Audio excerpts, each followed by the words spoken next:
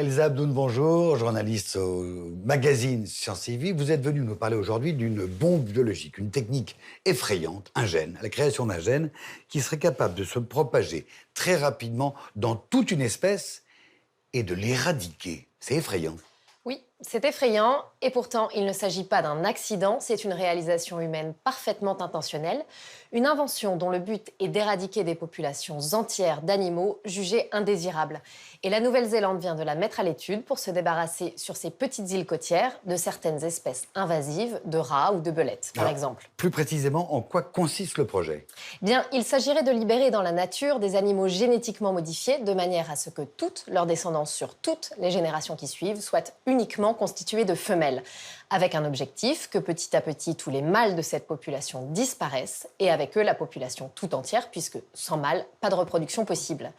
Et ce qui est le plus troublant, c'est que ce n'est pas du tout un projet futuriste délirant. Certes, le projet n'est encore qu'à l'étude, mais la technologie, elle, est prête. Alors, comment est-ce qu'ils vont s'y prendre? Il s'agirait d'insérer dans le génome des animaux un gène fabriqué en laboratoire dont la fonction serait de détruire le chromosome Y dans leurs cellules. Le chromosome Y étant, je vous le rappelle, le chromosome responsable du développement du sexe masculin. Si dans une cellule œuf, juste après la fusion de l'ovule et du spermatozoïde, le chromosome Y est détruit, c'est un enfant de sexe féminin qui se développera.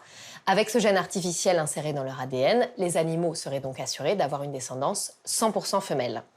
Et ce n'est pas tout, car ce ne sont pas juste ces animaux modifiés en laboratoire qui auraient une descendance 100% femelle. Les chercheurs ont fait en sorte que cette féminisation totale de la descendance se reproduise ensuite à chaque génération. Et c'est ça, la chose qui jusque récemment aurait été impossible. Même si ça ne paraît pas à première vue, c'est là que se trouve la véritable révolution technologique. Et voilà pourquoi nous avons tous, autant que nous sommes, 2 copies de tous nos chromosomes et donc de tous les gènes qui se trouvent sur ces chromosomes.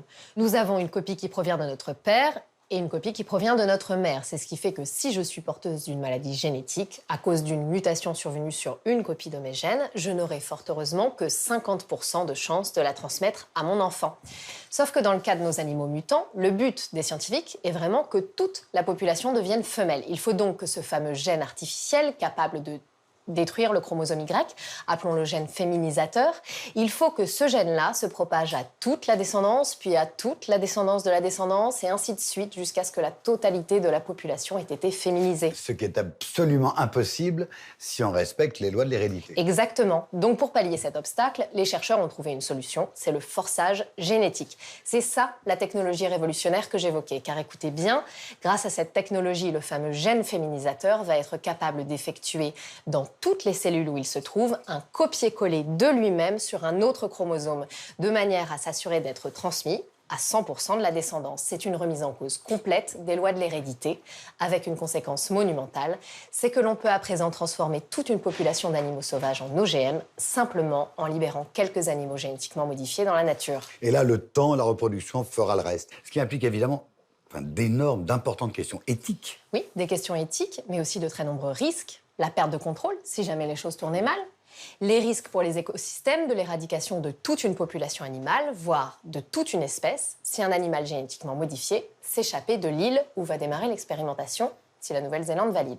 Bref, le pays va devoir bien réfléchir avant de se lancer dans cette aventure, car des projets comme celui-là pourraient avoir des conséquences bien au-delà de ses frontières. Merci Elsa, c'est assez effrayant et assez inquiétant. Attention à ne pas laisser échapper des animaux modifiés, des OGM, du laboratoire ou de l'île. L'émission est déjà terminée, mais on va se retrouver très rapidement pour un nouvel épisode du Mac de la Science.